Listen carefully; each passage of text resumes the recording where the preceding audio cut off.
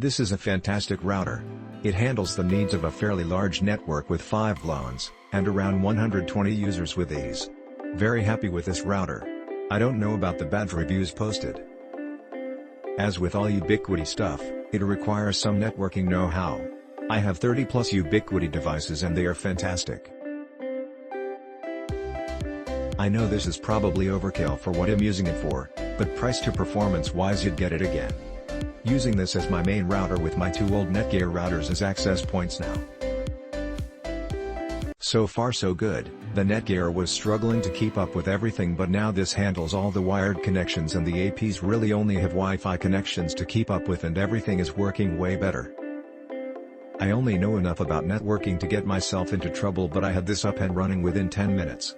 Question for Amazon: why is Wi-Fi a criterion here? This doesn't have Wi-Fi lol.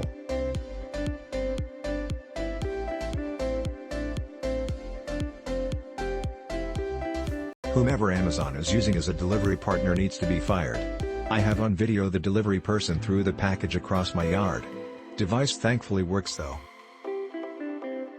You need to know the internal architecture of this router to understand its performance characteristics. The ER4P, ER6P, and ER12 ER12P all have the same SoC CPU, same storage, and same RAM. This Cavium chip has 6 internal 1 Gbps network interfaces. On the ER12, ports ETH07 are behind a switch chip. Ports ETH811 are directly connected to the SoC. The implications of this fact are that you generally don't want to bridge ports ETH811 onto the switch because it will degrade performance. Likewise, you don't want to try and use ports ETH07 as regular layer 3 network interfaces. Instead, use the switch 0 as your layer 3 IP addressed interface and use the VLAN aware switch vid/vid commands to put ports into the VLANs you want. This is very similar to how the ERX and ER10X work. Search around for more info about the ER12 if you plan on doing anything more than basic switching and routing, because certain configurations can cause performance to tank badly.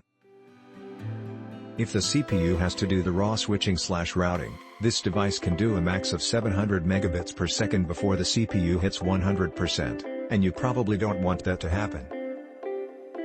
Online documentation is great. The amount of features they pack into this router is amazing. VLAN tagging, NAT, firewall, CLI and GoA, port forwarding, DHCP server, static IPs, and custom firewall rules. They give you root access to the device. I will never buy another router brand. Currently my WAN is plugged in and routes to a switch, no issues. I didn't contact tech support and I don't know why Wi-Fi signal is even a criteria on this router. That being said, I did set up the router on my own with 2 WAN connections and several internal networks on different subnets. The GUI is very user-friendly and best of all, has preset operation modes for those who are unfamiliar with enterprise hardware. While being user-friendly, it's also blistering fast for the price. Click link in description for more reviews.